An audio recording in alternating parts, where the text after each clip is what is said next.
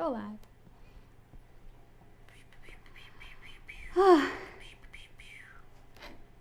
Where do I click? Hey guys! What's up? Punctual as always, right? Here we is. We always say, we're gonna get on at this time, and then we're like, wait, we have to get the chickens inside. Wait, we have to get our drinks so we can have a drink while we film, and then it's 15 minutes later. Okay, so I'm going to, how are you guys doing? This is, mute. This is a live stream, and we welcome you. This is Ruru. Ruru, Hey, Fire his prosthetic is in the mail.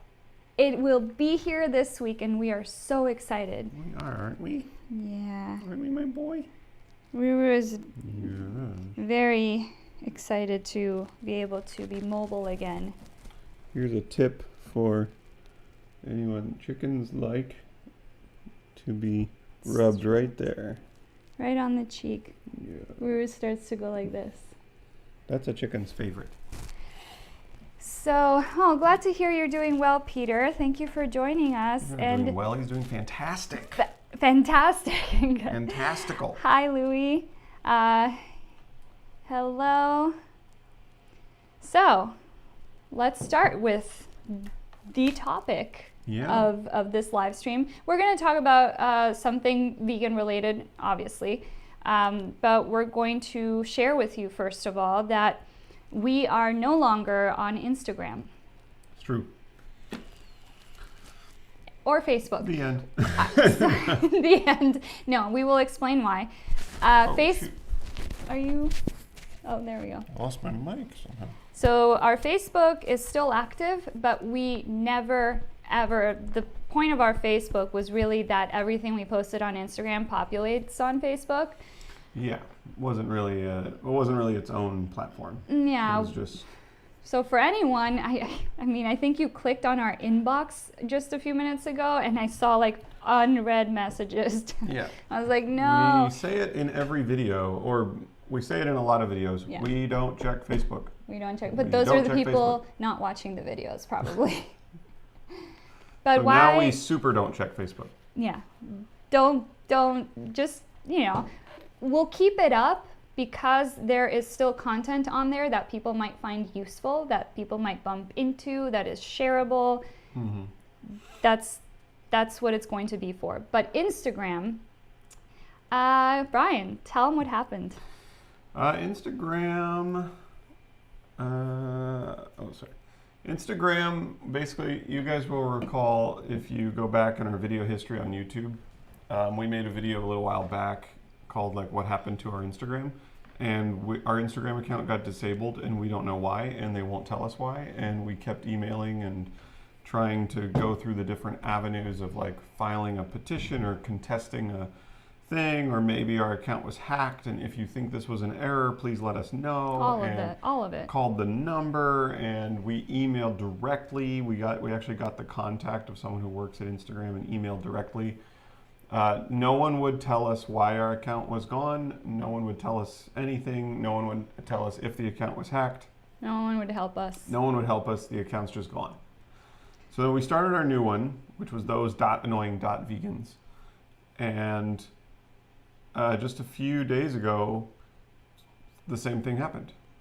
We tried to log into it one morning and it said your account has been disabled. It's gone. And we did the thing. We filed we tried to prove our identity, right? You take a picture or whatever, you send it in, you write a code on a piece of paper, you send it in. They were like, yeah, no, this information doesn't match what we have on file. So we've emailed like, how is that possible given that we are literally those annoying vegans? Well, what it literally said is that we were impersonating another account. Yeah. Which is kind of weird. I don't know. We've been on Instagram for 5 years. I don't know. Never impersonated anyone. But here's what we think happened. I think I have the feeling that someone is sort of targeting us. because strange things have been happening. Like several weeks ago, we got a notification that someone had tried to log into our Facebook, and it wasn't us. And then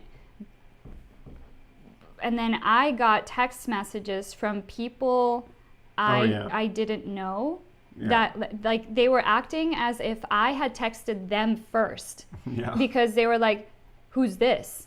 And I'm like, "Who's this? Like, you texted me. Who are you? Who do you think you're texting? I'm not telling you." You know, two different people. Yep. And then one of them just replied, "Never mind, blocked." Okay, okay. And then then there's other stuff like that. That's just.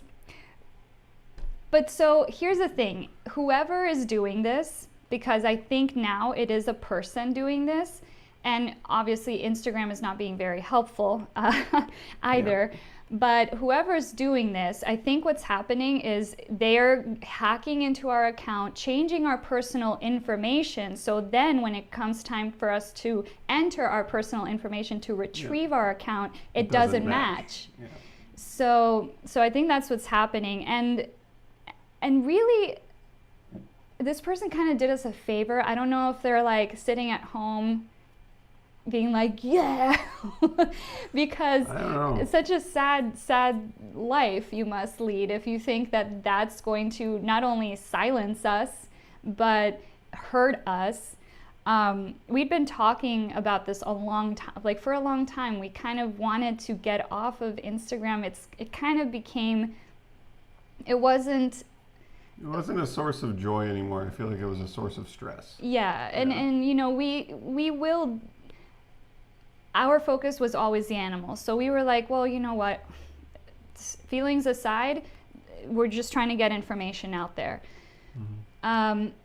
But we don't feel like it was reaching as many people as, say, for example, YouTube or other ways we do activism. And not only that, but I mean, I've just found that like the user company interface, like the relationship that you have with Google, who owns YouTube, is much more reasonable and user friendly than the same relationship that you have with Instagram, which is owned by Facebook. So Facebook and Instagram are the same company. Because we've actually had people try to like demonetize our videos, and we will fight back with a counter claim, and then we have won. And our video has stayed. Yeah. Because we'll type to someone, an actual person, and we'll say this is why we think that our video deserves to stay online, and they'll review it, and then they let your video stay online. It's very reasonable. With Instagram, you can't talk to anyone. No. You can't. Not a single person is out. They don't not care. Allow. Well, they you don't to care. Contact anyone.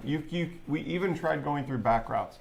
Like, because we have a Facebook business page, can you do a live chat with Facebook? No, they disabled live chat. They disabled the support email associated with Instagram. They disabled live chatting for Instagram. They've disabled every form of communication that you can have with Instagram other than their little form that you can either fill out. And sometimes you can't even fill it out. Yeah. Because you'll go put in your username and it'll be like, yeah, that username doesn't match. So you can't even fill out the form. So it's like Instagram and Facebook don't want some people on their platform, I guess. I mean. Yeah, but like all in all, so we're kind of happy that this happened because we were having trouble just deciding, okay, today's the day we delete our Instagram. Today, we weren't quite, like, we were battling with the idea. Yeah, and so sometimes I think like the universe just decides if you're not gonna do it, I'll do it for you, and here you go. And now I can't tell you how relieved I am. Like now we can focus. You know, we've been working on this other project that we mentioned before regarding special needs hens and roosters. And so that's a project that we really wanted to focus on. And like this weekend, we were so productive. We were able to make a lot of headway. I also started to draw again. I'm making art. And so that might be, and you don't know if we are still out there on Instagram. We could be on Instagram very well. Under a different name. I cannot confirm or deny. Making things that creating content that actually give us more, give us more joy and is more, I don't know, more who we are. And when you do that, when you redirect yourself to what gives you joy, it also makes it so that you're helping the animals even more, because now you're putting more of that happy, positive energy into it.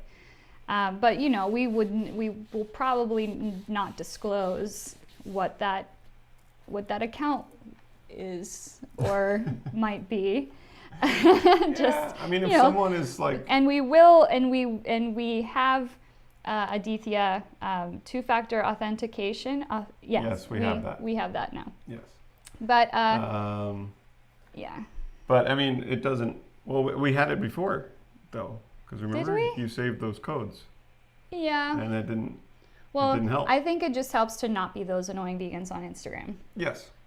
It's just what we need right now, because someone thinks they can silence us, which is the funniest thing, because they might silence the handle, those annoying vegans, but they're not going to silence us. Yeah, and I think the more you get away from, obviously YouTube is a great platform for putting out content, but people do podcasts, people make their own production companies, people put out their own content, people become their own bosses, you're your own boss. You can't, that's why this whole they're being, the whole cancel culture thing is you can't really be canceled. Mm-hmm. You can have people try to kick you off of different platforms, but you yourself, if you're persistent, if you're committed, if you want your message to be heard, you can't really be canceled. Yeah. You can keep speaking up for the animals. So I wanted to go back here and see what you guys have written. Sunnyshine45 says, "How is the leg currently?" Good. His left leg is doing well, and his other leg is in the mail. It's being shipped. It's en route. Yeah. Right, buddy? Okay. Ellie says Instagram is massively censoring content. That could be. Yeah. I'm sure that they censor a lot of things. Sunnyshine says, "What was the last Instagram post you made? Maybe that was the reason." Here's the thing: it's not, because we reshared. We reposted. We reposted someone else's post who is still on Instagram. Yeah. So, and we had their permission, and we tagged them, and. Well, I didn't know. We didn't. Repost. I didn't have their permission. I didn't ask. Where are you getting that from? Huh? I didn't. But we tagged them, right? We tagged them. That's different. So did that person? No, because we're friends. Because we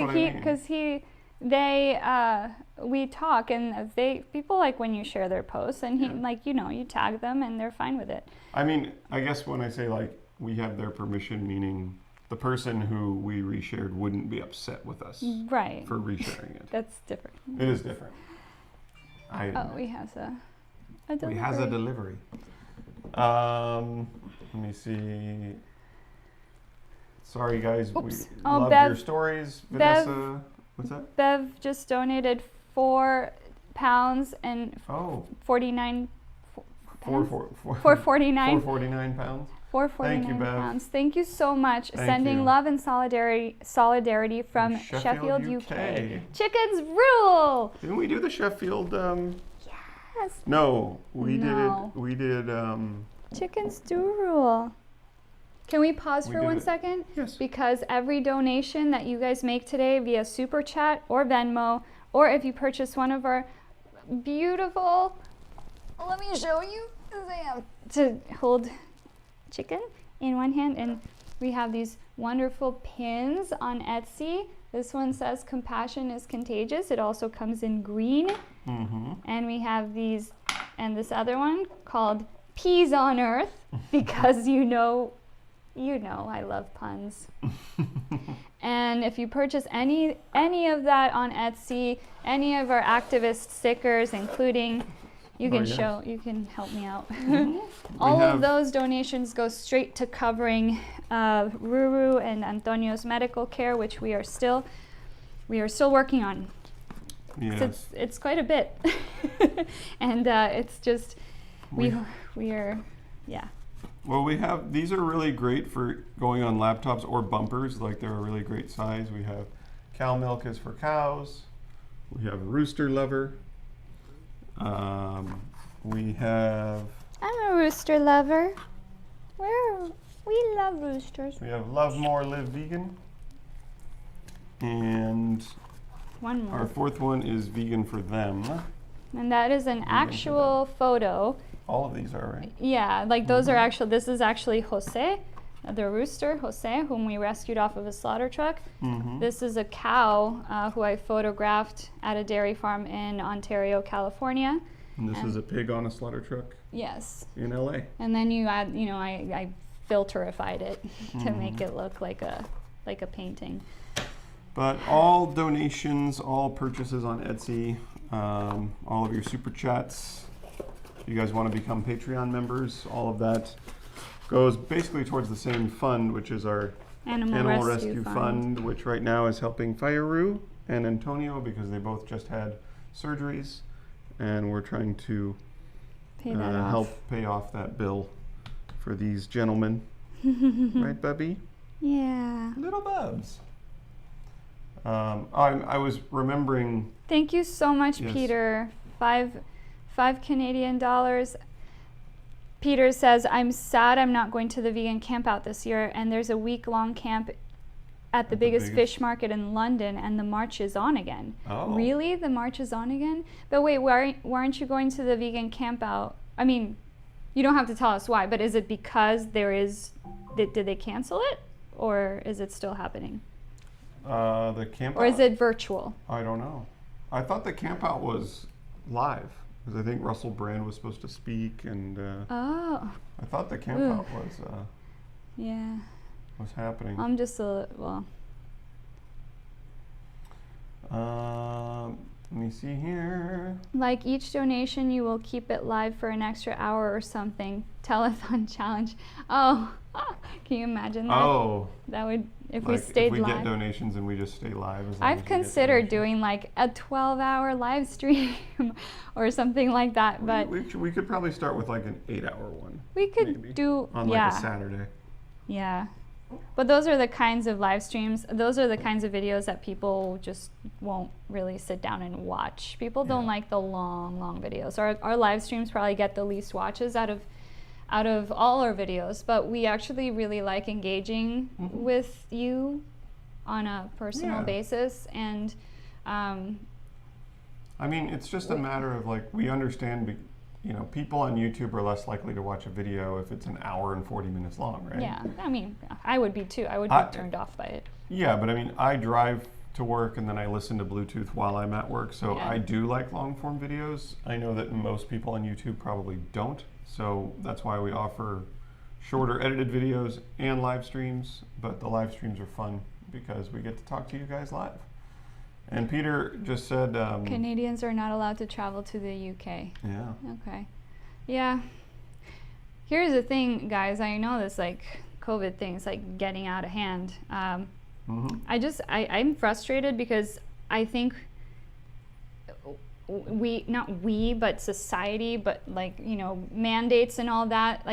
I feel like they kept jumping the gun to where okay, COVID numbers are down, masks off, now we don't, I'm like, just give it a second, give it a minute. I think they probably thought people's behavior would head in one direction, and people did this pretty extremely. Yeah. And we probably have to spell certain words if we want to talk about that, because the misinformation swipe that they might take at us, but we probably want to stay away from that. We have our thoughts and opinions, but we don't want this video to stay up. What I guess like what we can say is that I think because veganism is such a small percentage of the population, and when you become aware of what actually goes on in a factory farm, things you never knew you were paying for beforehand, right? Practices you don't ethically support, things that you wouldn't knowingly give your money to, and then you find out, oh, my money is going to this. And when you couple that with the fact that like the government subsidizes meat and dairy, and that the government suggests that you drink 2 to 3 cups of dairy every day, even though the majority of human beings on Earth are lactose intolerant. So actually the government is basically telling you to eat something that it knows will make you sick. I think veganism starts to make people question everything. And then you get factions of vegans who go off on tangents, believing wild nonsense. And I think it's rooted in the fact that once you find out that you've been lied to, I think it's easy to think, okay, who else is lying to me? What else don't I know? What else is incorrect? And then you get on YouTube and you go down an 8-hour rabbit hole, and you end up thinking that like the Earth is flat or something. But now it's like, the thing is too, I have to say this, because it's getting to the point where before I didn't know anyone who was dying of COVID. Now I have family members dying of COVID. I have one of my uncle's brothers, and then my mom's childhood friend's oldest son. And he was unvaccinated. Not by choice, I believe. Well, I mean, I know it's a choice, but he had a weird life situation where he worked 2 back-to-back jobs, and they didn't give him the time, something like that. But the point is, when it starts to hit closer to home, I think that's when people start paying attention. When it's like out there in the Ethereum of other, oh, this is just information, like people, the numbers are being skewed, or people aren't really dying of COVID, they're dying of pre-existing conditions. People are dying because they're not vegan. It's like, hold on. I mean, by that very logic, HIV doesn't really kill anyone. Right. It just weakens your immune system, and then you die from something else. Exactly. So or you might have diabetes, but you die in a car crash, and then what was that analogy? It was so good. I don't remember. Like if you have diabetes, but you die of a car crash, it was the car crash that killed you, right? So it's like, if you have heart disease and you get COVID, you can die. You can't say, like, you can say like, well, maybe the heart disease didn't help, but had you not gotten COVID, maybe you would have lived a bit longer. So COVID is interrupting these, or weakening, or taking advantage of already weakened systems.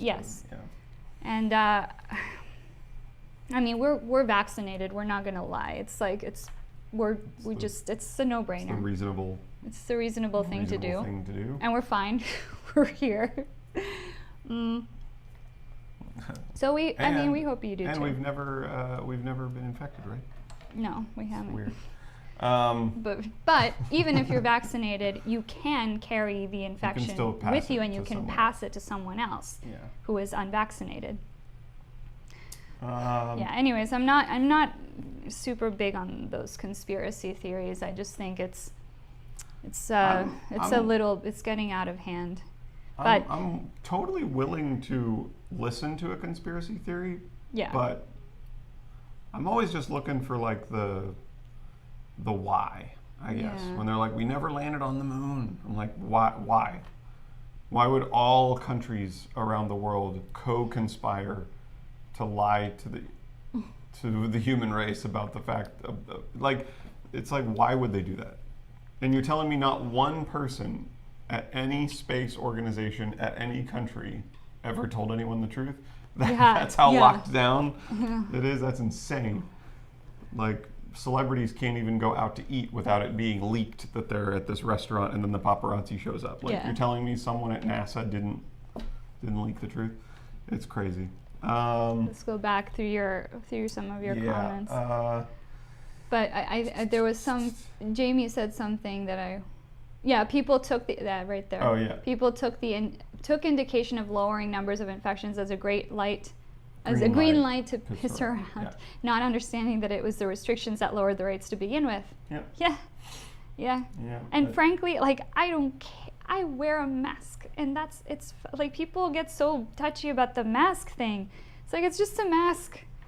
I don't understand. I think we're just in a very complainy sort of era of people just like to complain about everything. I think it's because life is too good. I mean, life is too easy. Yeah, there's nothing else to complain about. You don't wake up in the morning. It's not a matter of survival for most people. Like, people have their Netflix, and they have their PlayStation, and they have Twitch, and they have central air conditioning, and they're like, life is very, for the Western world, I should clarify, for people living in the Western world, life is on average very easy. Jamie Douglas says, I just have to say, Americans are really nutty for the conspiracy theorists. You guys had some odd citizens. Oh, you can't blame America for that. I've seen some Australian nutheads. I've seen some UK nutheads. I've seen flat earthers from every continent. But related to COVID, I think. Oh. I mean, I think, because I think you're right. I mean, I don't know. Like, I think there's a popular, though, German vegan activist who's also into the COVID conspiracy thing, and he's really well known. I mean, I just think, I don't understand why. I think it's very tempting, like the Homo sapien brain. It's very tempting to go like, oh, I like this thing, now give me all this. And what you have to do is go, let's look at each thing case by case. Yeah. So go, okay, let's look at veganism. Let's run down the pros and cons of that. Okay, now let's look at the moon landing hoax, and let's judge that completely on its own. Let's not tie it to other things. Let's just look at each thing individually. Yeah. Peter Cunnington says we have those types of people in Canada too. I'm sure. I'm sure they're everywhere.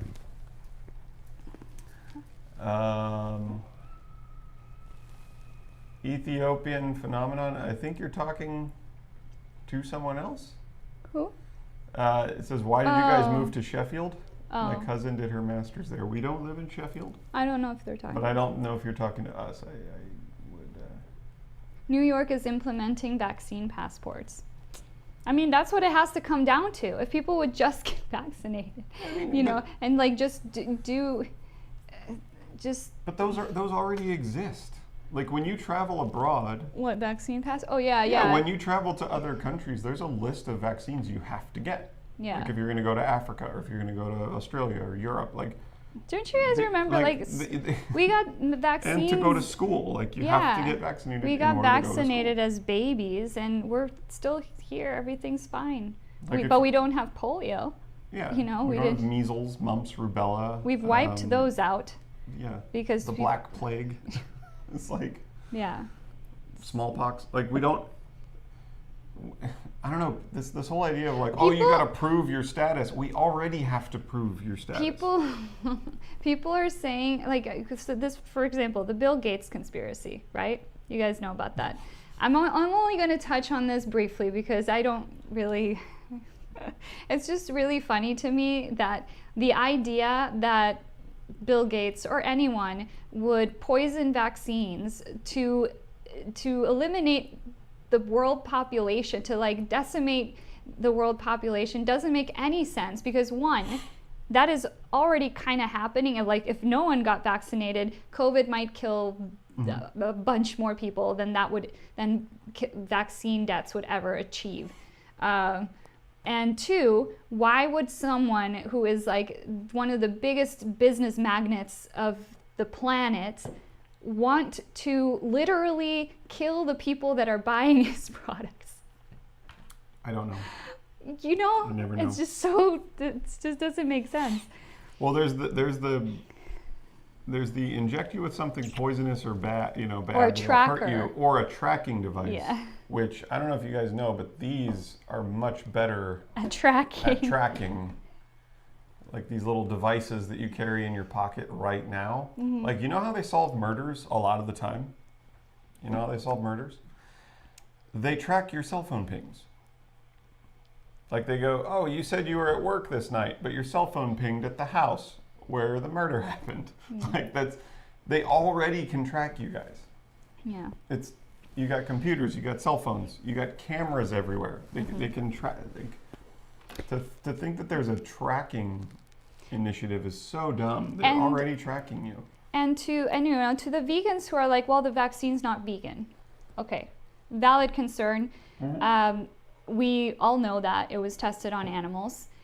But let's remember the one thing about veganism is that we do the best we can do under the circumstances we are in. And for me, if we were to let this get out of hand to where now there's like the Delta variant, the Lambda variant, if we didn't nip the first one in the bud, then more vaccines are going to have to be tested on animals. Mm-hmm.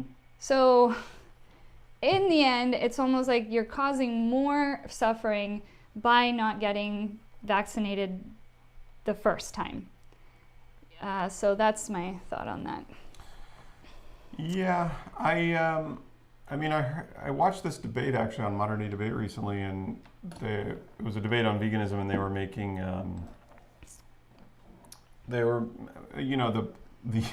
was weird, like the non-vegan side seemed to also be anti-VAXX.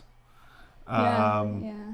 And they were explaining, like, you don't understand, like, supply and demand. Like, the rules of how vaccines can be approved right now are that animal testing might be required.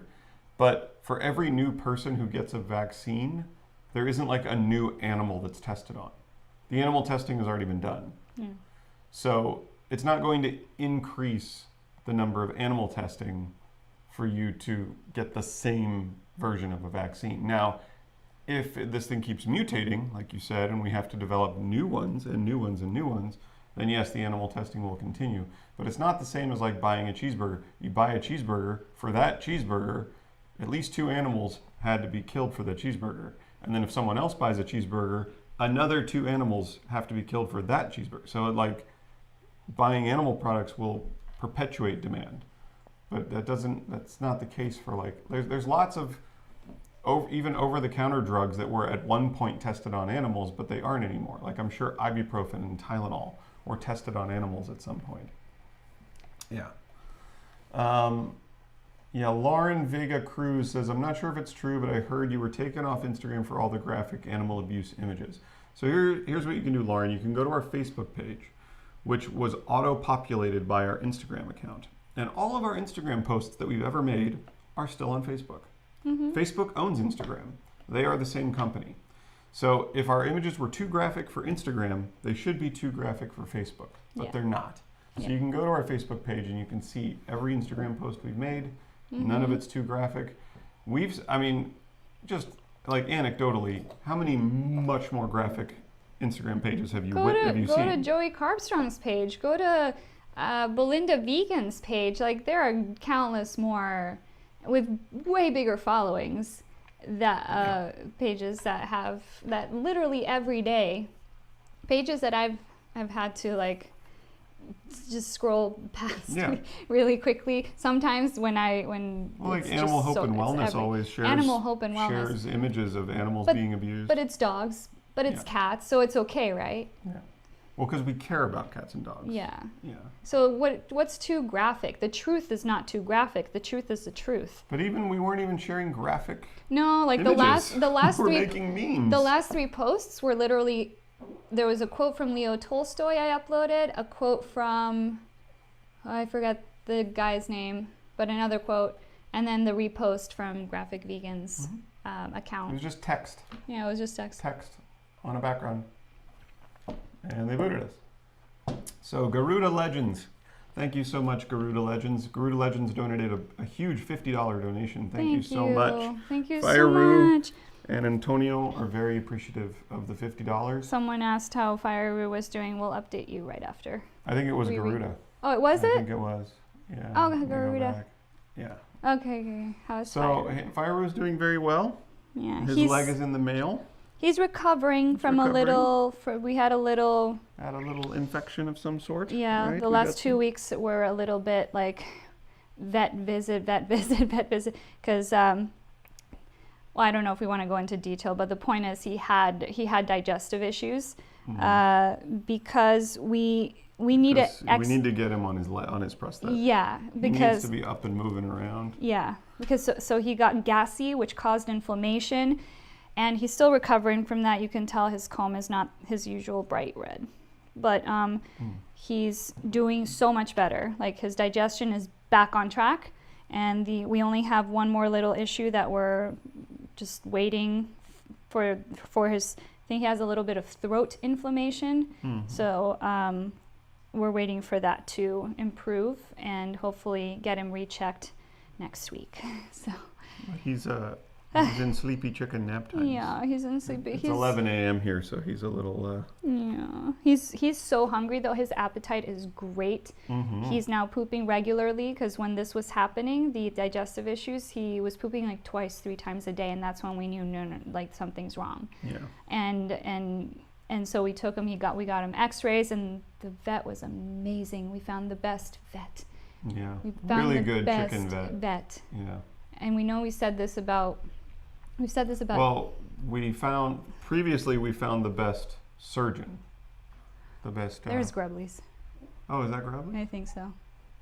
So previously, previously we found the best animal surgeon. Yes.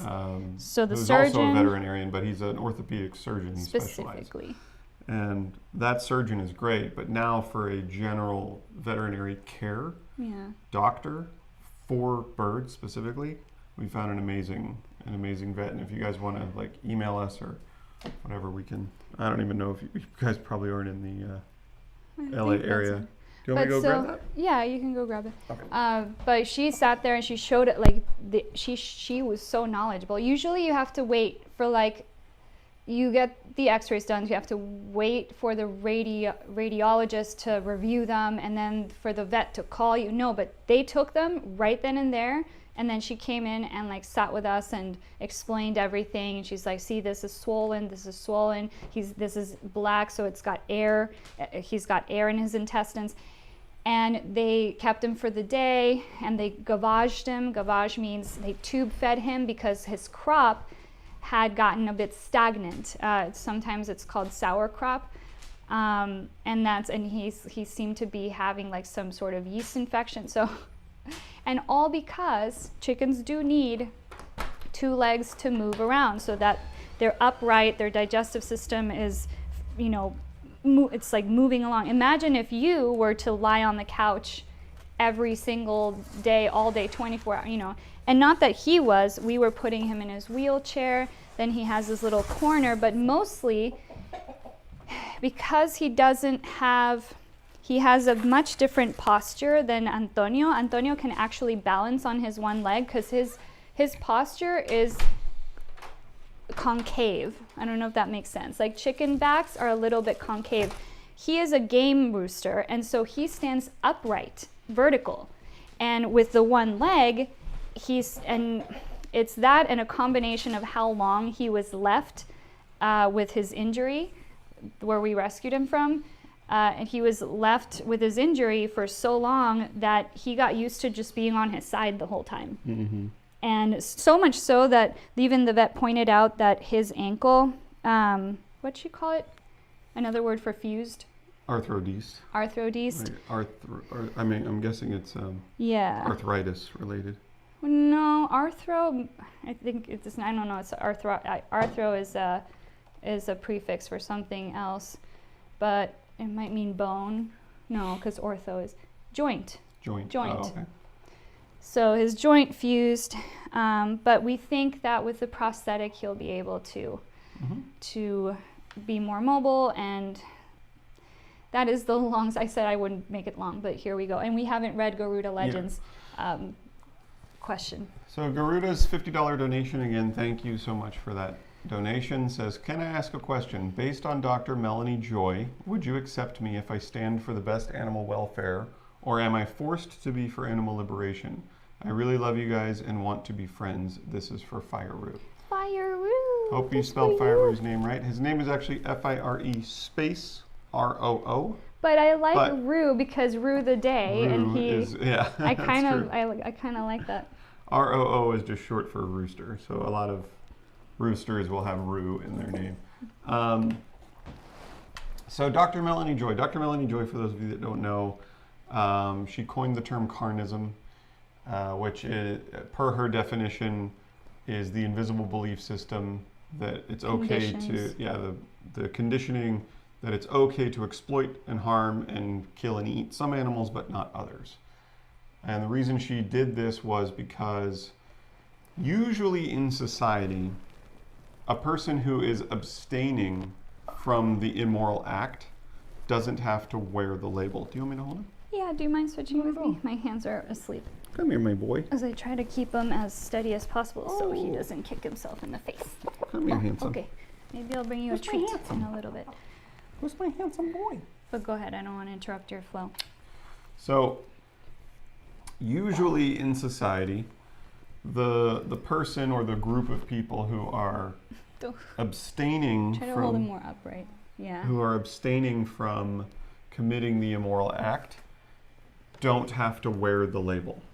And by that I mean, if you are a person who is not racist, if you are a person who is not homophobic, if you are a person who believes men and women should be treated equally, you don't have to wear the label of, well, I'm a non-racist, I'm a non-homophobe, right? I'm a non-murderer, I'm a non-thief.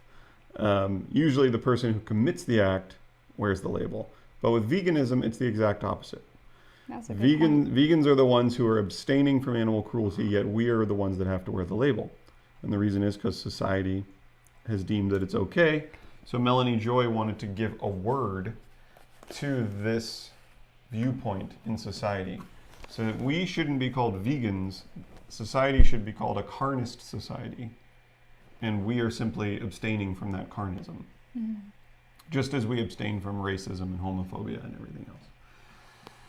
So, Melanie Joy, actually, I know she advocates for vegan allies, but I believe Melanie Joy is herself vegan and advocates for veganism. So, I don't know that, bringing up Melanie Joy in this context, you're basically asking, would we accept you, like, as a friend? It's okay, Bubby. I'll bring him some mealworms. Okay. Let's see if... That's what chickens eat. I mean, they have to eat insects, so. So if you stand for the best animal welfare, you mean you're still okay with eating cows, chickens, pigs, like killing them needlessly for taste pleasure, but as long as they're treated okay, I guess.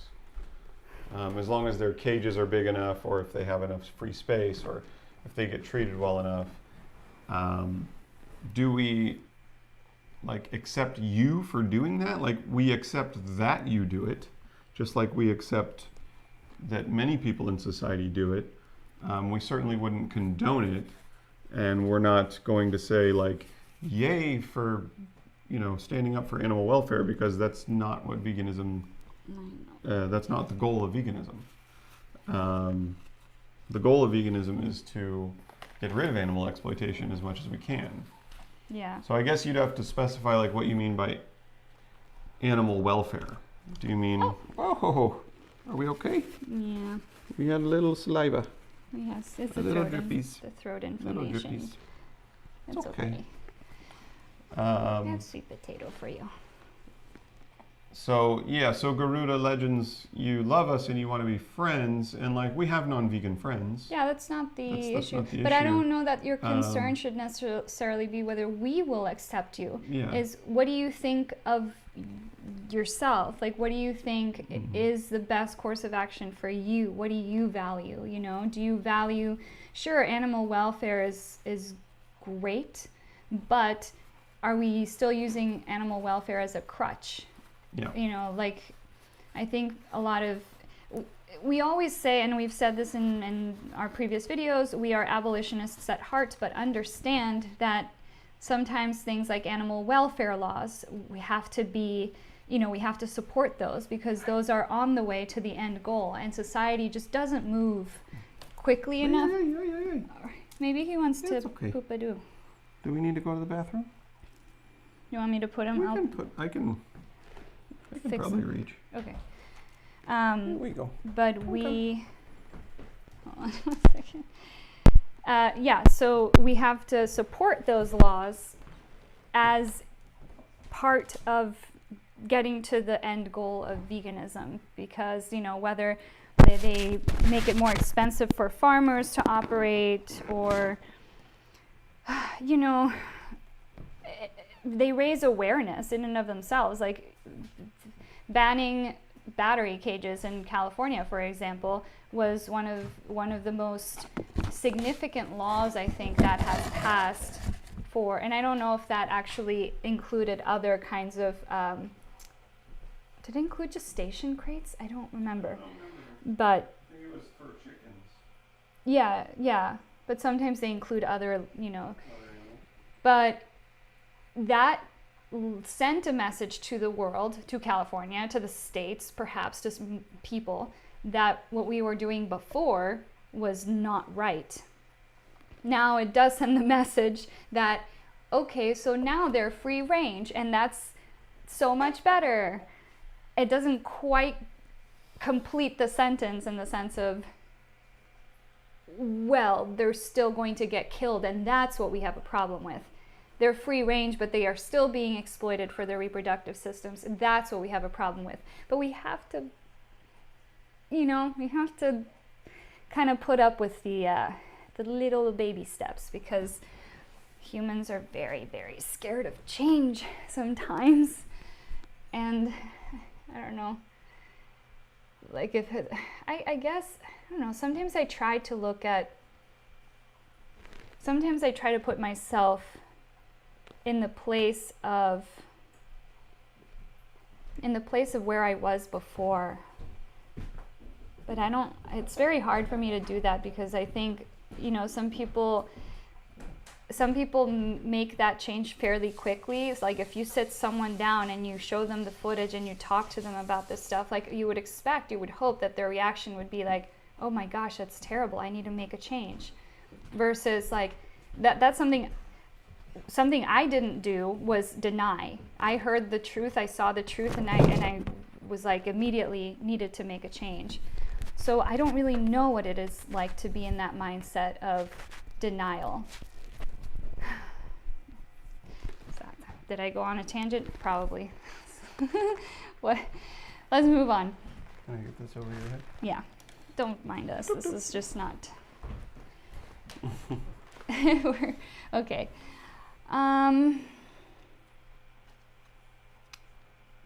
Just catching up with you guys.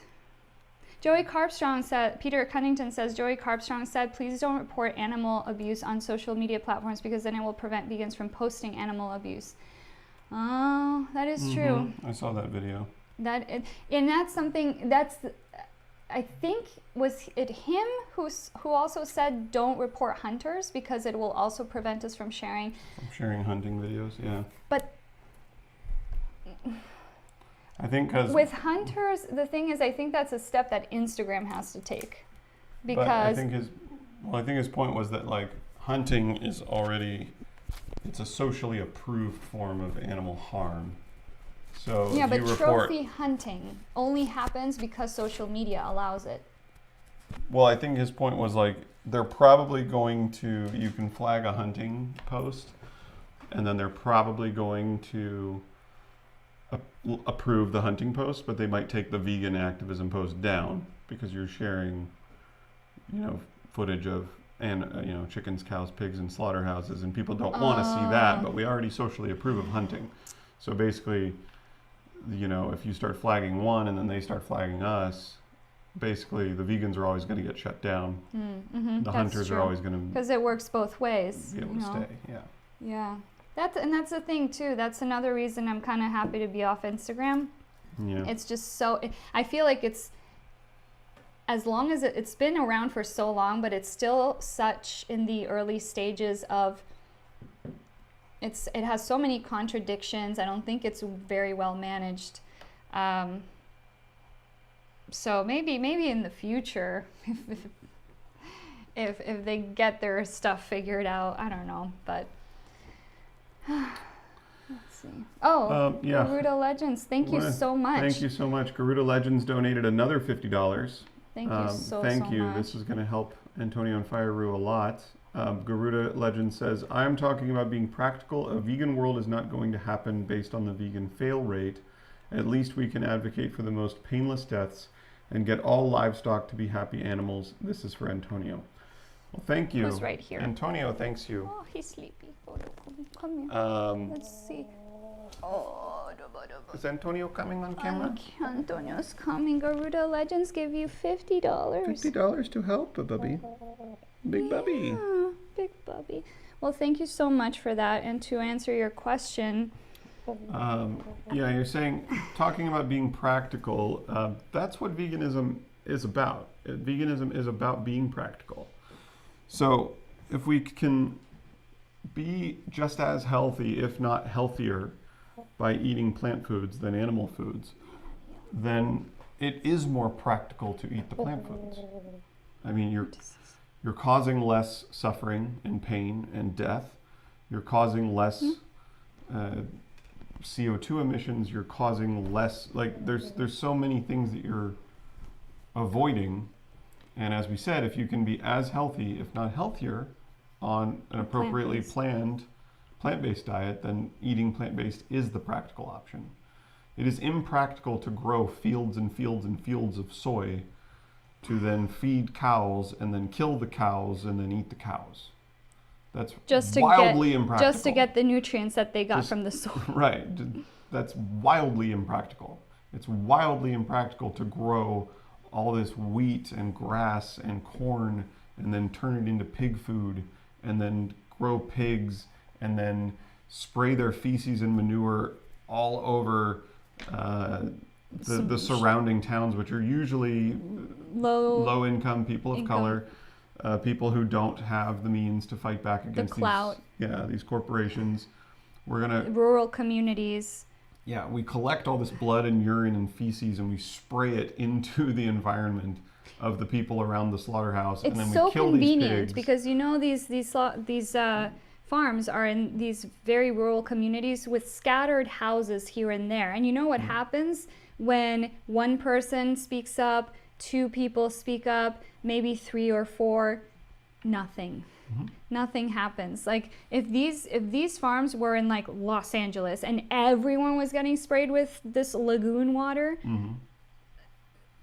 that would not be allowed. But when you have very few scattered people, it's easy for the government on purpose. Yeah, it's easy for these corporations to slip under the rug because these, not saying that you don't make a difference, you know, because you have to be part of every voice makes a difference, but when you are literally one of maybe 10 people in a community who this is happening to, it's really a lot harder to get your issue resolved. These big farms are not going to move just because 10 people are complaining, you know what I mean? Right. But these people are still suffering. Watch, this is in the documentary Speciesism. Very, very good documentary. Yeah. And I mean, so as far as talking about being practical, like I would argue that eating plant-based is far more practical than eating animal-based in the general way that people do it now. Because you can always find a fringe example of some local small farmer who lives in Nicaragua who only eats the food that he grows on his property. That's not how the majority of Westerners eat. Okay, majority of Westerners go to the grocery store, they buy food, they bring it home, they cook it, or they go to a restaurant, they buy food and they eat it and they go home. So if you're participating in a grocery store system or a restaurant system, if you're buying animal products, they are factory farmed, no getting around it. And that system far more impractical than just eating the plants directly.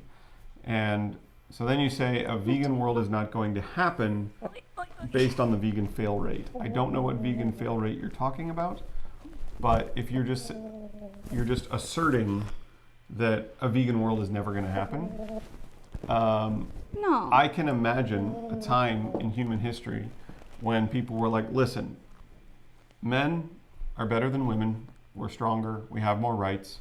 That's just how the world is. You're never going to get the world to agree that men and women should be equal. It's just never going to happen. So this is the system we have. This is the society we have. I'm going to treat you like property. I'm going to buy you from your father and get a dowry, and you're going to be my property, and you're going to... That still happens in some cultures, by the way, and it's, Yeah. That's not... But I would say largely across the globe, it's believed that men and women should be treated the same. Largely. But I can think back to a time when people probably thought this way. They thought, a male-female equality world is just never going to happen, so why even try? Or a black-white equality world in the United States is never going to happen, so why even try? Gay people will never be equal to straight people, so why even try? You can look at every instance of social justice through that lens if you would like to simply continue doing what you're doing and feel better about it. But the fact is that, a vegan world is not going to happen. Well, what is the world? The world is just a collection of individuals. So as each individual's mind changes, that becomes a larger and larger percentage of the world. And at some point, vegan will become the dominant way of thinking. Yeah. And that mindset can hurt, if it's almost like, it's like an analogy that I'm going to put out there. It's like, say I get an audition. If I go into the audition with the mindset of, I'm not going to book this. There's like 100 other actors who are more experienced than me, who are better, who are whatever. Then my audition's probably not going to be that great. The mindset has a lot to do with how you present yourself to the world. So saying something like this, think about how your activism might be affected if you have that mindset, if you're already kind of operating on the, like if you meet someone who's not vegan, be like, if you go like, at least advocate for the most painless deaths. What if you had been able to change that person's mind to just avoid contributing to the deaths altogether? You don't know how persuasive you might have been if you had just had a different mindset about it. And painless death, I get what you're saying, but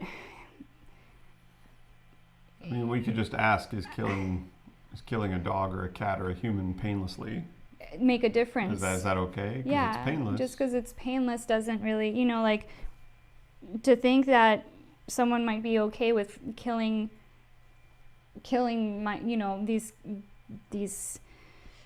six beautiful animals that we have in our house. Yeah, as long as it's painless, it's heartbreaking because I see them enjoy their lives every day. I see them love to eat and to roost and to enjoy the sun, and I feel like they value, of course they do, their lives. I can put it in. It's just in everyone's nature to value life, because that is just the way. That's the way of life. I was going to say, I'll put it into a context that I think should be illustrative, but when an animal becomes old or sick, or we feel like we're unable to help them anymore, and people put their animals to sleep, they put their pets to sleep, they help their pets transition, however you want to phrase it. That is a painless way to go. Yeah. Right? They're usually injected with a sedative of some sort, then they're injected with something that stops their heart, and painlessly they fall asleep and they pass away, right? Yeah. But that's still a horrifically emotional experience for most people who live with animals. Yeah. Because they know that they're losing this beloved animal. Even though they're in pain and they're old and they might have a disease, and we know that we're doing the best thing for them right now, it is still emotionally traumatic, even though it's painless. So now imagine But we do it for them. Right, we do it to relieve their suffering. Mm-hmm. To relieve their suffering. And now imagine it's just a 6-month-old piglet who's perfectly healthy and did nothing wrong.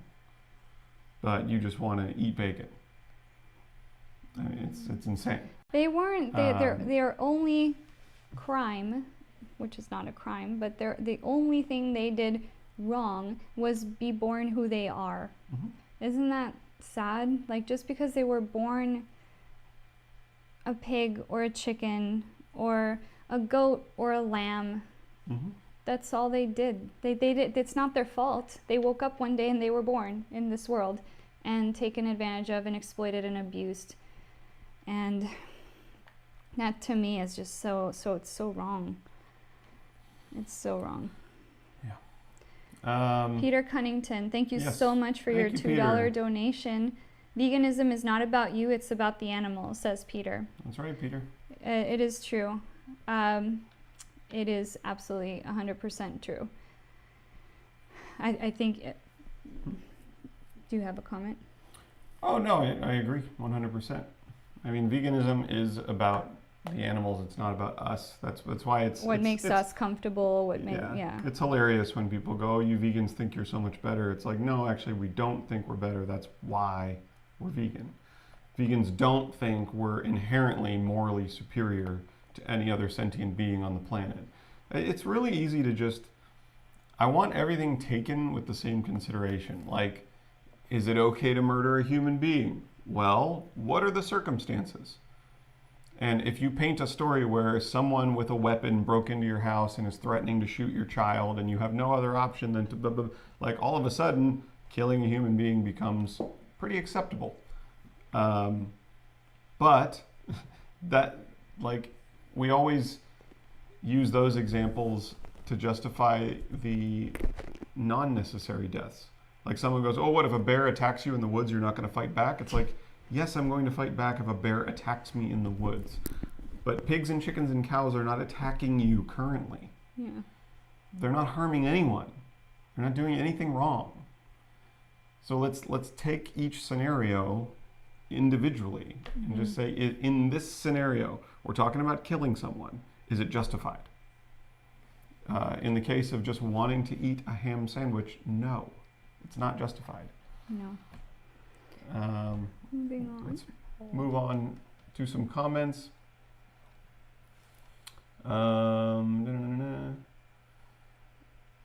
Sunny Shine says, is the post related to Ag Bill though? Ag Bill. Ag Bill, no. Our latest Instagram post, no, it was not related to an Ag Bill. No, I can read it to you. It's it's kind of funny. I reposted it because it was so funny. Hold on. 40-year-old vegan says, thank you for donating Garuda Legends. This is as good as it gets. We've come so far that we have to use marketing terms to mask the reality. Peter said it, veganism is about the animals. So our last Instagram post. Yes. Tell us what you think. It's black screen with white text. Yeah. Oh, that's it. It yeah. It says, and this is from, because it's on Facebook. Which it's still on Facebook. It's still on Facebook. We've never lost our Facebook account, somehow. And everyone reacts differently according to how they're asked to do something. So, please, please, please, can you stop eating animals? That's one way. Can you stop eating animals? That's the second way. Stop eating animals. That's the third way. Effing stop eating animals, you selfish POS. Pick one, thank you. It's just a funny meme. It's exactly, but the reason this struck me was because we've said the same thing so many times when people are like, oh, you need to curb your activism. You need to like watch your words and watch your language and you're offending people. And we're like, everything offends people. Nothing. You're never going to please everyone. And there are activists out there for everyone. Like if you want a softer approach, there are activists do that. If you want, all you want is recipe channels. that's out there. Yeah. So to tell someone to, to calm themselves when they're trying to just share the truth. And so this was very, like, when I read it, I was like, that is such a funny way to put it, because it's true. It's like everyone reacts differently to different messages, and it doesn't really matter what you say. There will always be someone out there who has a problem with it. So just be true to the animals in the way that you feel is true to the animals. It's just, they are the victims. That's what, when Peter says veganism is about the animals, it is. They are the victims. We weren't supposed to be exploiting them in the first place, and it's because we are exploiting them that we are seeing so many things that we can't even detect, that are so far removed that we can't even pinpoint. We have to trace it back to, it's because we're exploiting animals. Anything from illnesses that people have, people just get heart disease magically because it's hereditary. Couldn't be based on what you're eating. Couldn't be, not at all, right? Or like pollution. Who would immediately associate pollution to animal exploitation? Not many people. You would have to be like, no, listen. So let's start with the clearing of the rainforest. Not only are you you're removing a bunch of oxygen source, but you are now the lungs of the earth, right? The lungs of the earth. What they call the rainforest. And now you're replacing it with animal agriculture, which is polluting the waterways, and that is getting into the ocean. So, you see what I'm saying? And you either have to clear rainforest to allow cows to graze, or you have to grow a bunch of crops to feed the cows. I mean, either way, they need a lot of land. And the methane. It's horrible. Yeah. So it's all. It's bad. It's impractical. Let me see here. Eric, I want to go back a little bit. Hold on, my arm. Putting him down? No, him? Well, yeah, you can hold him. So, by the way, so he's had his stitches removed. That's right. Remember, Antonio also had an amputation because he had squamous cell carcinoma on his patita. But it was just the patita, it was not the whole just the patita, not the, So he still has about 2 inches of his metatarsus left, and you will have a brand new shiny foot. Feathers are growing back. Yeah. Really nice, huh? And he can actually stand on this, but we're not, we're still getting him a prosthetic because I don't want him to just be hobbling on his. But he's doing so well. Oh, big boy. He has so many. Oh, big boy. Watch out. Come here. Oh my goodness. Whoa. Let me get you turned around. Oh, sorry. Oh, what? Dame Really? un beso. Really? What happened? Let me see if you want water. Really? How's my handsome? How's big handsome? Do you want agüita? How's big handsome boy? Want some water?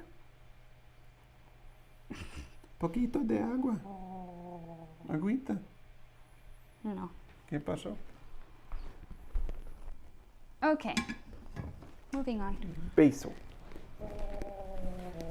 Erica in the chat says, Garuda Legends, from what I've seen, the statistics that measure the fail rate of quote-unquote vegans take into account people who go vegan for health and trendy reasons, and showed that actual ethical vegans are the least likely to quit veganism. I mean, we know that.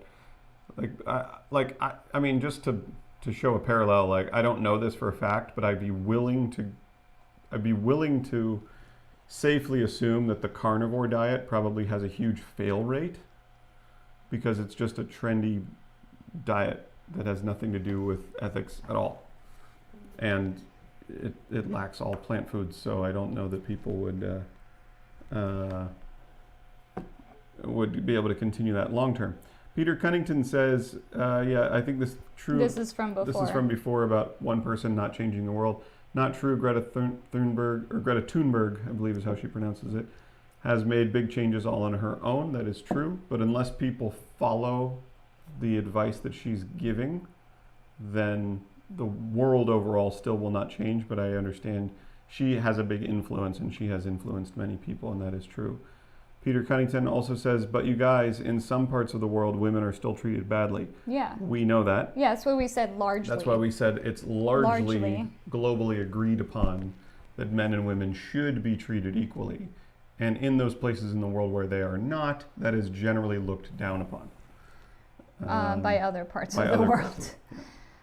Let's see. Hold on. Let's move. Oh, Garuda Legends, thank you so much for your Garuda generous Legends donations donated today. Another $25. And she said she'd never seen they had never seen a rooster like Antonio. Antonio is a barred rock rooster. Antonio's the most handsome. One of the most docile breeds of chicken on the planet, and they are East Coast birds. Yeah. They're very Plymouth Rock or barred rock, barred meaning there's bars of black and white. They're white with bars across. Like they look spotted, but I don't know. I guess they could have called them spotted. You look like a boulder. He's the cute. You look like a cliffside. You are the cutest, aren't you the cutest? You look like a New England cliffside. So Garuda Legend says, to give info, I am black, love all races, love women as equals, gay people love me and send me music a lot, and animals love me. I am straight, so a vegan shaming tactic is not an argument. This is for my spiritual animal, the cat. What vegan shaming tactic? I don't understand. I don't understand what a vegan shaming tactic is. You are black, you love all races, you love women as equals, and gay people love you and send you music a lot. And animals love you. And you're straight. So what? I guess would be our question. Like, sincerely, thank you for the donations, but so what? The color of your skin and the gender that you're attracted to and the women that you consider equals, that doesn't matter if you're still needlessly harming animals. Like you can do good things in life and then still also do bad things in life. Like you don't have to be But the thing is, all bad or all good. This word shaming. I don't know what vegan shaming tactic he's talking about. Or she. If you go by she or just they. let us know. They.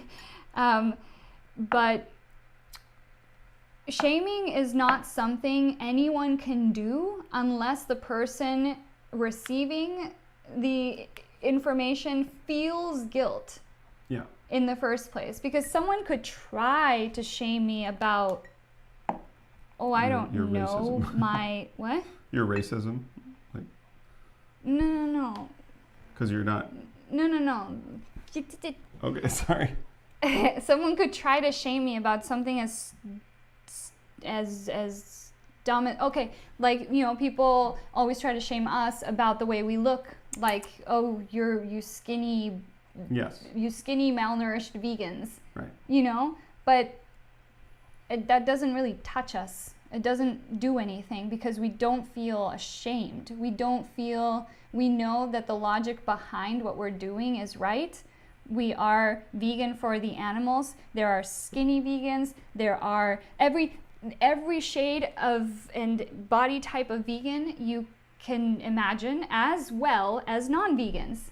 Mm-hmm. We run a gamut of appearances, and so someone says that there's no logic behind it. So there's no guilt attached to it. So that when you feel shame or when you feel guilt, it's not necessarily because the person is making you feel. No one can make you feel anything. No one can force you to feel anything. If you feel something, then that's when you need to sit down and maybe do some contemplation, like, why am I feeling this way? If it's not true, for example, say I feel insecure about sometimes, you put on a shirt and you don't feel quite right in that shirt. Something as simple as that. And you're like, I don't know if I feel quite right in the shirt. And you go out and you're feeling a little insecure about that shirt. And someone might be like, you go to the party and someone might be like,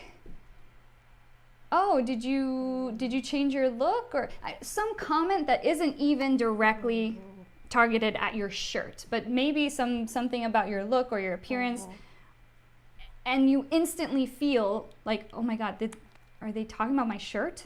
The shirt that that you don't feel secure about to begin with? Am I going too far?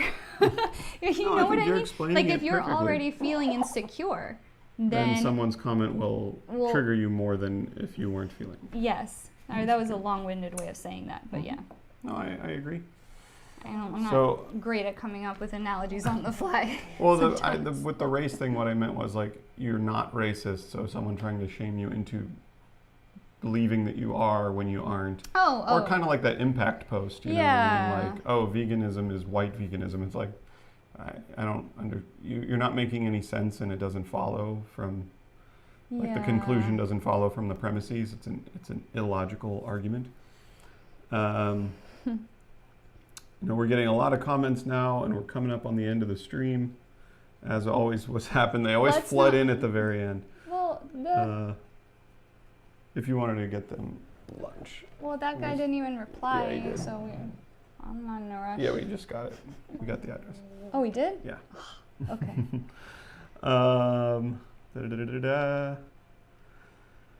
So, I guess we'll go back here. Oh, Joe Ryan says, please post more of your outreach, like your styles. We do have a lot of cube footage that we could edit and put on the channel if you guys would enjoy it. It's like, I just say that because the subtitling, if anyone the subtitling is a nightmare. The subtitling is a pain because you have to do it all manually, unless there's a program out there that I don't know about. So please let us know if there is, because I just picture these like half-hour long conversations, and it's literally... Yeah, because 8 hours of edit, sometimes if 8 the hours mic of picks edit. it up well, it's good, but sometimes the mic doesn't pick up the other person well. Tiffany L says, hey everyone, what did I miss? Why have they left Instagram or Facebook? We were booted from Instagram, so that's why we left Instagram. Yeah, but this is twice. We made a video a few months back when we got booted the first time. Our account was disabled. No reason was given, no warning was given. When we appealed the decision, Instagram said no. And they also said that the photo that we sent, like if you appeal a decision, they'll send you a code and you have to write the code, handwrite the code on a paper and take a picture of yourself and send it to them and give them like information that only you would know. And we gave them that, and then they still said, yeah, no. And then they did it again. But we're not that upset about it. But we were thinking about leaving Instagram anyway. Just as a quick... It's the push we needed. Yeah. It's the push we needed to focus on other things. Instagram is not bringing us that much joy, and we might be on Instagram, and you might not know that we're on Instagram. Because why would we go back as those annoying vegans if someone's actually trying to target us? You'll never know. The important thing is we're getting the message out there. Doesn't matter if we're doing it under those annoying vegans. Yeah. Where is... this one? Oh, okay, that's that one. Sorry, catching up on Catherine Green. Catherine Green donated $9.99. Thank you so much, Catherine. Catherine says, I believe everyone who can be vegan should be, but I think minority groups or people who have been through oppression, example LGBT, women, minority races, etc., should understand even more and be vegan. Yes. I have said this so many times. I mean, and back in the day, well, it's not a very popular view to have for vegans because the situation is so delicate right now with, being offensive and everything. But I have often said that, it is surprising that people who have experienced oppression cannot recognize when they are oppressing. And I mean, that applies to anyone. I think one of the best examples of that, I think, is Mothers Against Dairy.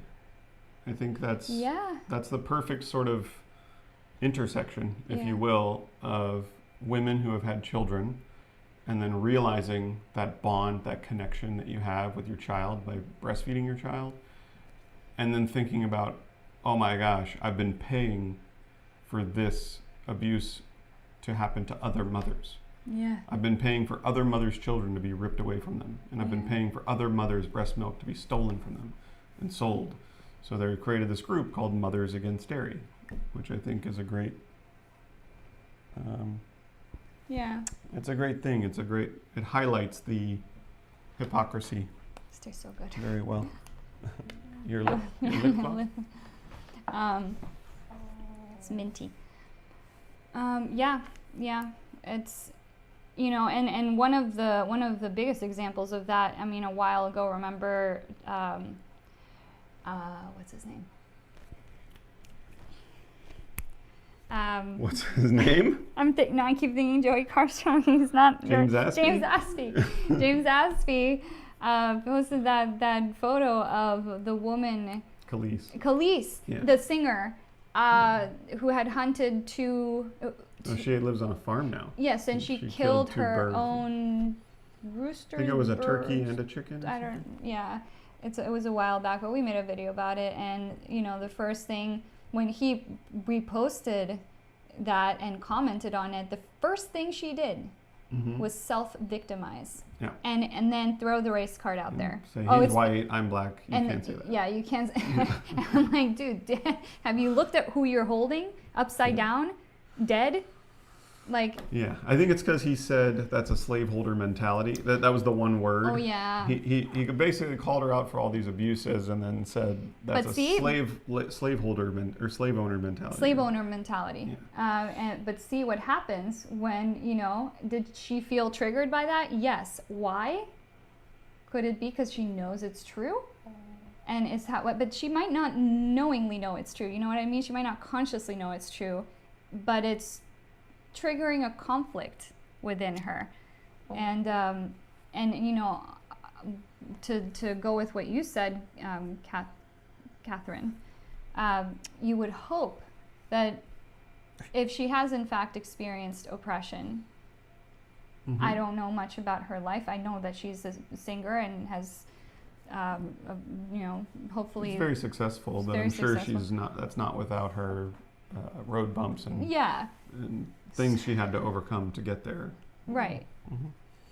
But you would hope that maybe those experiences would inform her actions to not cause that suffering to someone else. But people draw the line at non-human animals because reasons. So that's what we're trying to get through to people, that animals are sentient beings as well. That's right. And it doesn't matter if they experience, how they experience that, because we're always comparing them to us. Like, well, animals don't experience life the way we do. How the F do you know how animals experience life? What they feel, how much pain they feel. Oh, animals don't experience much pain. I might not experience the same amount of pain Brian experiences. Everyone's different. You probably have a higher pain threshold, to be honest. From human to human, we're different. Like, it's none of my business that if his pain is less than mine. It is the appropriate amount of pain that he needs to run away from it when he feels it, to avoid it, to protect himself. And who am I to say? Who am I to judge? We always, we're like, ugh, somos el culo del mundo, ¿verdad? For my Spanish speakers, well, it just feels so much better in Spanish. Garuda Legends, Garuda Legends, I identify as Latina. So I'm glad you don't care. But I was born and raised in Costa Rica. I speak fluent Spanish, and my family's still there, and yeah. But thank you for your compliment. Peter Cunnington. Thank you, Peter. Peter Cunnington made another $2 donation. Thank you, Peter. That's for you. That's for you, Bubsy. Peter Cunnington says Dr. Alex Hershaft understands oppression. Yes. He actually didn't he contact us? Yes. He watched our video and he contacted us. You wanted to set up a podcast with him?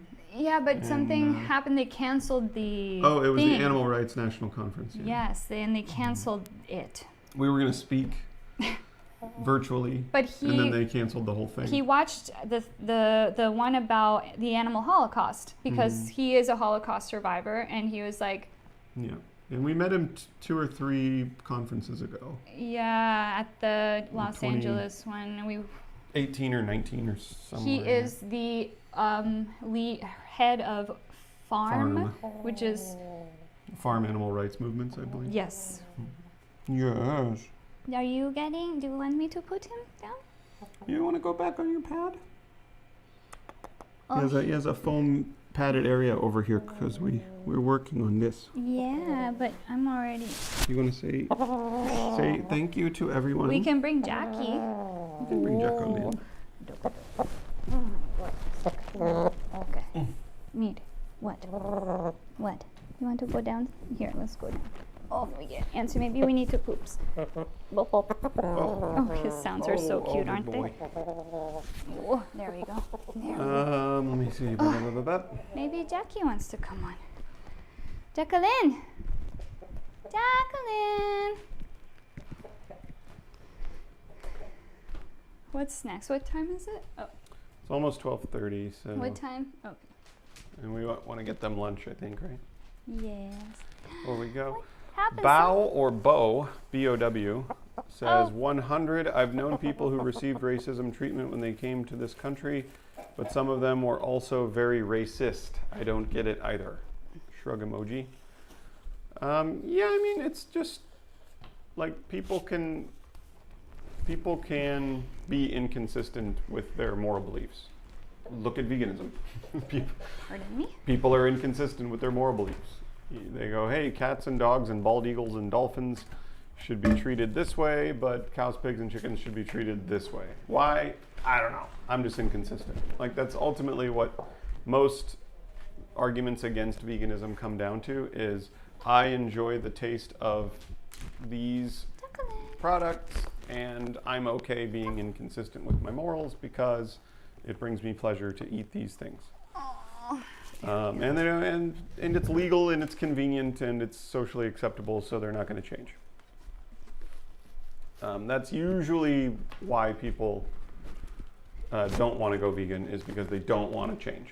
They just don't feel like changing their behavior, and being non-vegan is totally fine in today's society, and they're not going to catch any flack for it, and they like the taste, and that's what they're going to do. There's never a great reason to not go vegan. Okay, here's Jacqueline. Hi, Jackie. Here's Jacqueline. You guys don't see enough of Jackie. Jackie But Bear. here she is. Hi, sweetheart. Hold on. She's How's my angel? big lights and things all over. She's I like, what know. is it? What are these big, bright, shiny lights up here? So mommy's here. You're in the spotlight, baby princess. Yeah, but you're safe. Jacqueline is a New Hampshire Red. Big, beautiful girl. You know, New Hampshire Reds were actually genetically modified from, they were bred from Rhode Island Reds to be, because Rhode Island Reds were primarily egg-laying hens, and so they essentially bred New Hampshire Reds from Rhode Island Reds to make them egg productive and meat productive. So, you know, with Jackie, we have to feed her, what do you call it when you portion feedings? Control? Portion her food? Portion control. Portion yeah, control? portion control. Because she will eat all the food forever. But she's a healthy weight, and she's actually not laying yet. No. Well, she's 3. She's 3 or 3.5 now. Yeah, it's August, and she hasn't laid a single egg this year. All good with us. It's fine. It's fine. Less chances for something to happen with her reproductive system that's going to hurt her. And she was already exploited for enough eggs in this lifetime.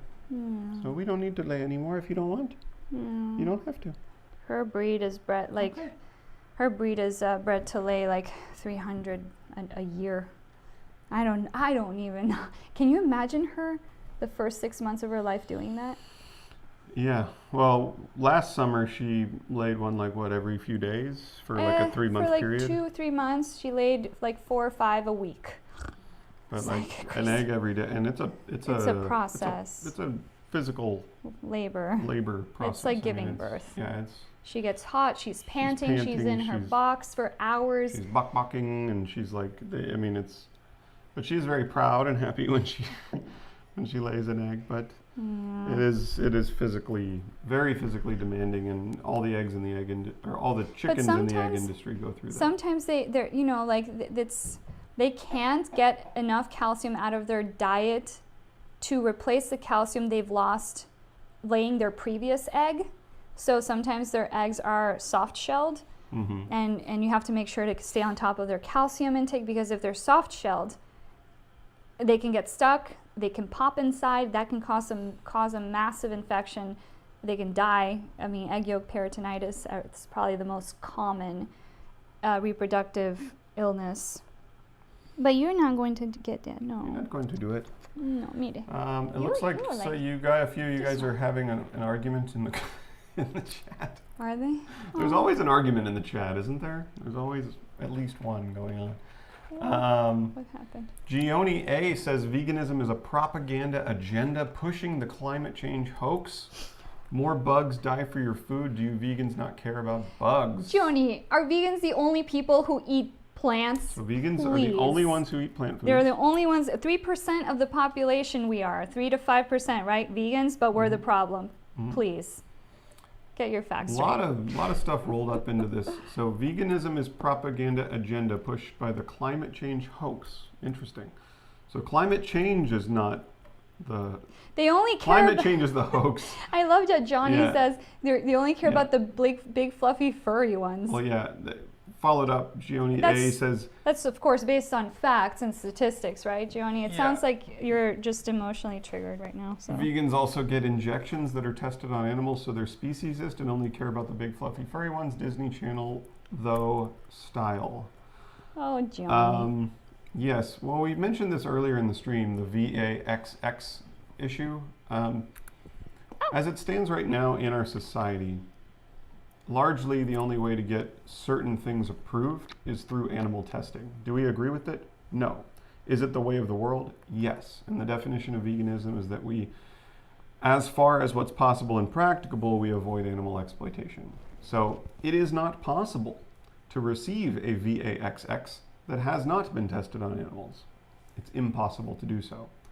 And by not receiving a VAXX, you are putting millions and millions of other human beings at risk of death. So it is the more responsible thing to choose the VAXX. Also, the fact that by choosing to get an injection, you're not exploiting more animals. The animal testing has already been done. The drug has already been created. It's done. It's not like when you go buy eggs, more chickens have to lay eggs to produce those eggs, and more, if you go buy cheeseburgers, more cows have to be raped and abused for that cheese and the beef. I'm assuming you still eat animals, which makes your claim that we are speciesists all the more ridiculous, because you can't accuse someone else of being the thing that you are. I mean, you can. You just end up sounding like Donald Trump or like a toddler, you know. But yes. Speciesism is not a factor when there isn't an option to, I mean, you could choose to just not get it at all. You could choose to not get the injection at all, but then you're compromising the lives of millions of other human beings. So we do the best that we can in the society that we're in with the circumstances that we're given. And so you don't have to eat cheeseburgers, right? Garuda Legends, thank you so much. Garuda Legends, another $50. Wow. That's for you. That's for you, Jacqueline. Well, your bills are paid. Well, actually, she has an appointment tomorrow. She has a follow-up. No joke. It's okay. Because we're not going to go into it. It's not serious that we can tell, but for the past few months, she's had some sort of like neck weakness. And I mean, you can tell she looks great. She's eating well and everything. Just want to make sure. Yeah, you're gonna make sure something's not wrong with your muscles. Your muscles or your vitamins, or who knows. We're doing. Here's the thing, guys. We pretty much got thrown into caring for special needs hens without ever having, and roosters without ever having had the experience. Thanks to the wonderful, responsible people at the sanctuary where we used to volunteer. Who refused to give them the care they needed. We're going to not give them the care that they need, but if you want to, go for it. Yeah, even though... and we're not going to help you at all. No. So, So thank you. This is where your your donations come in where we're handy at. because they didn't help at all. But Garuda says that the $50 is for Jackie. Thank you. Says, can I call her Jackie Flap? Cassie, She looks cute AF. Yeah, she's. Is that because you flap? You should hear you flap your her. You should wings? hear her purr. Oh, she has the cutest purr. Like when we cuddle on the couch and she goes like this. She goes, Oh, okay. no. Hold on. It's a little bit harder when we're. Hold on. Hold on. And she's like, how do we do this, Mommy? We're vertical. I can't. We can't do it. We have to do it on the sofa. Yeah. It's okay. Yeah, so Gioni A also says veganism is privilege. If you want to watch our last live stream responding to the white veganism claim by Impact, that whole video is about that. You're from Costa Rica, right? See. Technically considered a third world country. See. What do they eat a lot of in Costa Rica? Gallo pinto.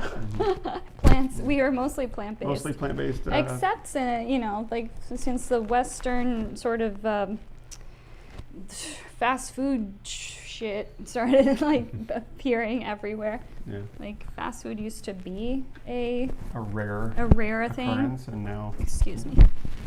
You okay? Yeah, my shirt just got pulled down.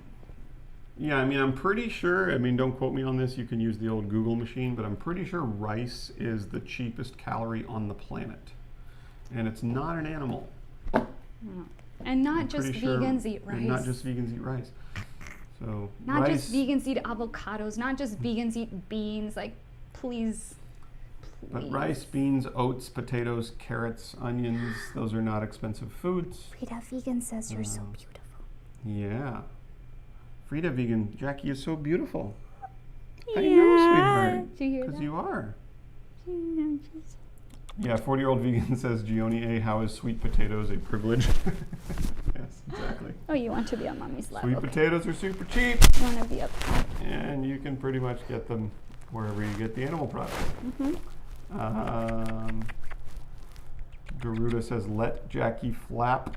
It's not good for her to flap when she's up high like this. No, they have a very powerful strong. flap, and when you hold a chicken, you're supposed to hold them by their shoulders, because if they flap, they can literally fall out of your hands, and they're not like, they won't fly. They will land hard. Yeah. They can't even quite, some chickens that are lighter, like the smaller like game fowl, they might actually be able to land gently, but she is 6.5 pounds, so she will not land gently. And she already has an amputated, she's missing a toe on one of her feet, so her balance is already a little wonky. We don't want to risk it. But she can flap on the ground. She has a very powerful flap. Okay. You're very strong. We should probably... Yeah, we gotta We're go. trying to get to... We were gonna do another live stream later, actually. Yeah. We were planning on 2 today. Because we've sort of been... We've been lacking. We've been lacking. Well, we've been caring for chickens, but... Mostly Rue. Rue was the focus of our last 2 weeks. Because that was scary. Yeah, Joe Ryan says animal products are subsidized. That's why they're so cheap. Yep. And Tara says much love and respect to y'all. Yes, animal products are extremely subsidized. Tax-paying money goes to subsidizing meat and dairy. Bao says. Bao. Bao. I just had a big bowl of pasta, diced tomatoes, carrots, lentils, celery, onion, garlic, expensive luxury ingredients. Yep. Right. Ooh, lentils? Jeez, what are they, like 89 cents a pound? Yeah. Dude, Baller. Our bananas, I can barely, 79 cents for a bunch. Yeah, it's horrible. That's... I think at Trader Joe's, the organic bananas, they're 29 cents each. So every time you eat a banana, that's like eating a quarter and 4 pennies. Horribly expensive. I mean, you make a 10 banana smoothie, that's like... Yeah. That's like $2. And again, guys, like $2. This is our activism is specifically aimed at people who have the choices in front of them. There are other activists who specialize in food accessibility in you know, because we are aware of the food deserts that exist in this country. We are not specialized in that area. We are mostly animal ethics, and like if you have a grocery store down the street and you have thousands of plant-based options in front of you and you're still not choosing them, we're here for you. That's what we do. We help redirect that, because like you gotta like think about it, like you're disrespecting yourself. You value animal welfare, you value their happiness. Who doesn't? I mean, it's hard for me to. No one wants to walk around just being a dick. I mean. Yeah, like look at her. I mean, I know you don't have a relationship with her. I know a lot of you do, and thank you so much. I know you, like, we have so many followers, so many subscribers, so many friends who care about Jackie and Antonio and Rue, and you guys have made sure to keep them in your hearts, you know, through your donations, which means the world. But some people don't have a relationship with these guys, and you might look at them and not feel anything, but I doubt you'd want to see them hurt, you know. Jackie, you know, she would have died that day had we not snagged her off the truck. And her rescue video is on her channel if you want to watch. Yeah. And it's like insane to me that this beautiful being, like every day that she is with us, that the thing is the joy, and again, it's not about us or how much joy we get, but if you want to compare taste pleasure to the joy that you get from having an actual relationship with one of these animals, there's no comparison. I mean, the joy that they spread just by being is, gosh, to think that I deprived so many animals of that, of being, of the joy that they could have given, of the lives that they could have led free of suffering. I deprived a lot of animals of that in my lifetime. And most vegans did. Most vegans start off life not vegan, and that is unbelievable to me. To make a change, even though society says, no, keep doing it. Vegans are like, no, this is wrong, and I'm going to abstain from this. But even if you don't, even if you don't have a relationship with animals, even if you don't love animals, you can still be vegan. Just because it's the right thing to do. I don't love all human beings. There are some human beings on this planet that I really don't like. I really dislike some human beings. But I would still fight for their right to not be tortured and murdered and mutilated for needless reasons. It's a ridiculous, like, the problem with arguments against veganism is, like, there is no good argument against veganism that doesn't also then support a myriad of other horrific injustices. Like, that's the reason why people push back on it so much, and they struggle with it so much, and they fight so much, and they get so angry, and they get so triggered at vegans, and farmers get so angry, and like, it's because it's so obviously wrong to needlessly exploit and kill animals, but it's such a huge part of the fabric of our society that people can't believe that they're engaging in this animal abuse every day with their dollar. Whoa, baby girl. She's like, she tried to perch on my arm. She wants to perch on my arm. And are you okay? We don't do that when we're up in the air, like, whoop. By the way, Bo says it's bow like a bow. Oh. So, Bo. But anyway, guys, I see you guys are still arguing in the chat.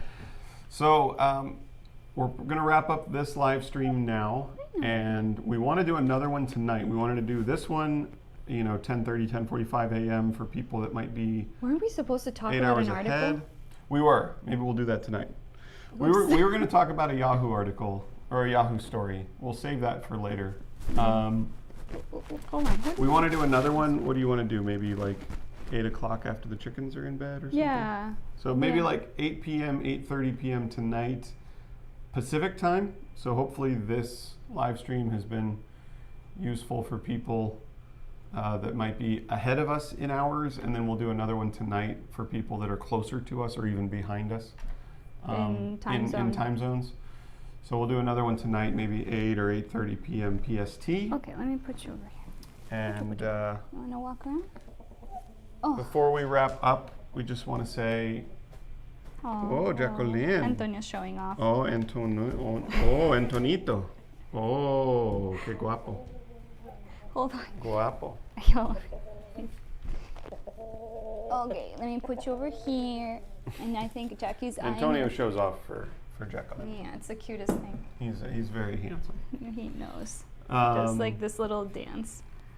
Okay. So, okay. So yes, we're going to be doing another live stream later this evening. Be on the lookout for that on our channel. And to everyone who's donated in the chat today, thank you so much to everyone who is Garuda Legends, especially Peter, Catherine, and let's see. Whoa! Peter. Hold on, baby. I'm coming. Let's see, Catherine. Yeah, Garuda. I think Garuda, Catherine. The blue. Yeah, that's Peter. Yep. Thank you so much. So thank you so much to everyone who's donated today, and thank you so much to everyone who has purchased from our Etsy store. If you guys want to check out our Etsy store, get yourself some vegan swag. We have enamel pins, we have stickers, we have t-shirts. Or if you want to become a Patreon patron, if you like our content, you like our channel, you like what we have to say, if you've ever wanted to support us, even if it's just for 1 month, you can become a Patreon patron. And we greatly appreciate that.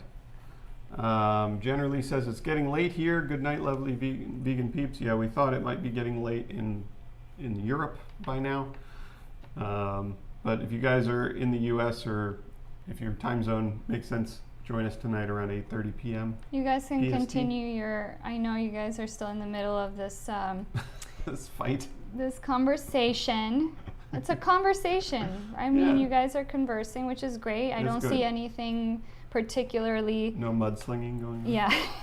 I mean, disagreements are okay. We appreciate constructive conversations.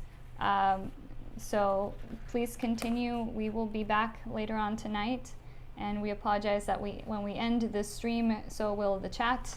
Yeah. But come back later. Come back later tonight and keep it going. Garuda Legend says, have a good day. I hope my donations help. They absolutely help. Thank you so much. You have no idea how much they help. They really help. So we appreciate that. Appreciate everyone staying friendly in the chat, keeping an open mind. And please continue to go out there, advocate for the animals, be vegan, live vegan, advocate for veganism. We'll see you guys. Bye.